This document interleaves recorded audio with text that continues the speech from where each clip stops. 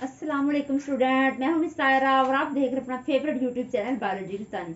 I hope so आप बहुत मजे में होंगे और एंजॉय करके बायोलॉजी को स्टडी कर रहे होंगे। जी स्टूडेंट, हमारा जो टॉपिक चल रहा है आजकल जो है सेल्स और टिश्यू का चैप्टर चल रहा है। ठीक है, मैंने सेल का इंट्रोडक्शन आपको करवा दिया है, सेल वॉल, सेल मेम्ब्रेन भी होगी। अब स्टूडेंट, सेल के अंदर छोटे छोटे जो होते हैं स्मॉल स्ट्रक्चर्स होते हैं। ठीक है स्टूडेंट, स्मॉल स्ट्रक्चर्स होते हैं। ऑर्गेनेलिस का मतलब होता है स्मॉल स्ट्रक्चर। ठीक है student, small structure present in cell.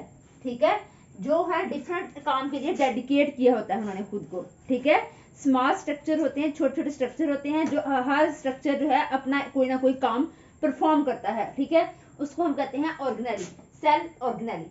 ठीक है, और हमारे सेल के अंदर बहुत सारे ऑर्गेनेलीज होते हैं। ठीक है, जो मुख्तलिफ काम करते हैं। ठीक है, इसका हम जो है इंशाल्लाह वन बाय वन में आपको पढ़ाती जाऊंगी डिफरेंट वीडियोस में। ठीक है स्टूडेंट, वीडियो में आगे बढ़ने से पहले अगर आपको हमारी वीडियो अच्छी लगे तो आप इसको लाइक करें और चैनल पर नए हैं तो इसको सब्सक्राइब कर दें। ठीक है, सबसे पहला ऑर्गेनेली में आपको आज पढ़ाऊंगी न्यूक्लियस। ठीक है, न्यूक्लियस जो होता है वो सेल का सबसे मेन और इम्पोर्टेंट ऑर्गेनेली है। ठीक है, जैसे हर काम का कोई करने का जो एक मास्टर माइंड होता है, कोई काम हिदायत, इस तरह सेल का जो सबसे मेन पार्ट होता है वो क्या होता है, न्यूक्लियस होता है। ठीक है, न्यूक्लियस तमाम प्रोकैरियोट्स में भी होता है और यूकैरियोट्स में भी। ठीक है, तो क्या होता है, जो prominent nucleus occur in all eukaryotic cell. ठीक है, जो यूकैरियोटिक जानदार होते हैं, यूकैरियोटिक सेल होते हैं, उनमें जो होता है एक वाज़ेह न्यूक्लियस होता है। ठीक है, एनिमल सेल में सेल के सेंटर में होता है न्यूक्लियस। ठीक है, और प्लांट सेल में जो होता है इनसाइड ऑफ सेल, सेल के एक तरफ होता है, क्योंकि प्लांट सेल में स्टूडेंट वैक्यूल होता है सेंटर में। ठीक है, तो उस इसलिए वो साइड पे न्यूक्लियस को पुश कर देता है। ठीक है, और इसके अलावा अब है इसकी जो स्ट्रक्चर कैसा होता है न्यूक्लियस का, डबल मेम्ब्रेन बाउंडेड न्यूक्लियर। ठीक है, जो न्यूक्लियस की जो होती है मेम्ब्रेन क्या होती है, डबल मेम्ब्रेन होती है, डबल स्ट्रक्चर होता है।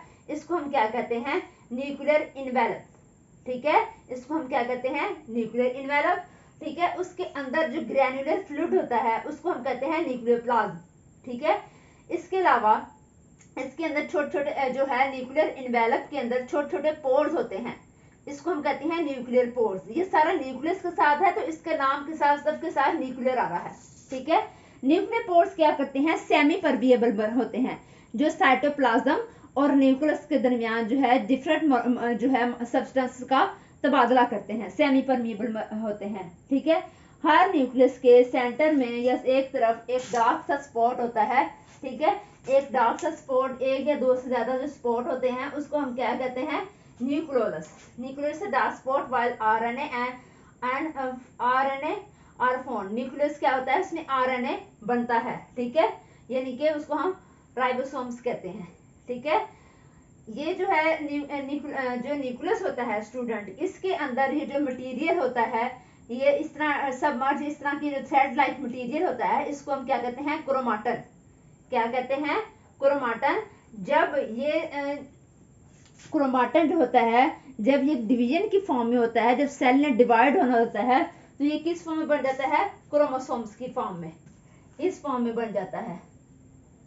ठीक है स्टूडेंट, ऐसे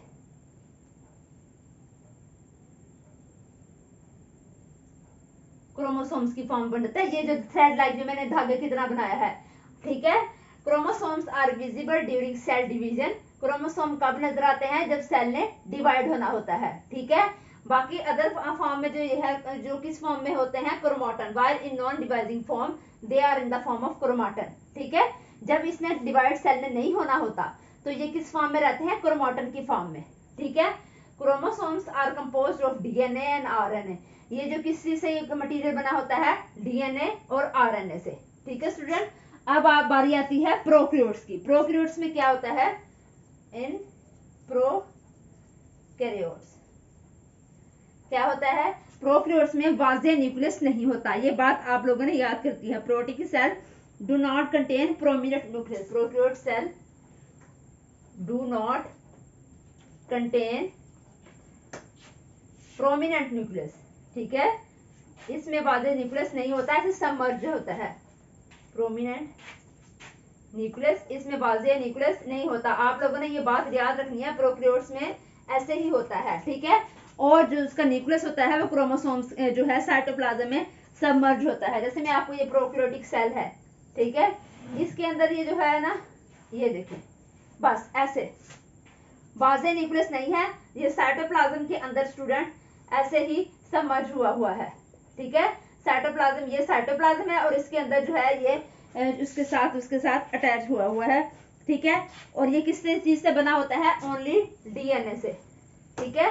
ये डीएनए प्रोटीन से बना होता है और प्रोकैरियोट सेल में ये डीएनए का बना होता है, ठीक है स्टूडेंट। आई होप सो आज का लेक्चर आपको समझ आ गया होगा, ठीक है स्टूडेंट। तो इंशाल्लाह हम आपको नेक्स्ट टॉपिक में आपको दूसरे ऑर्गेनेली का बताऊंगी, ठीक है। नेक्स्ट वीडियो के लिए अल्लाह हाफिज।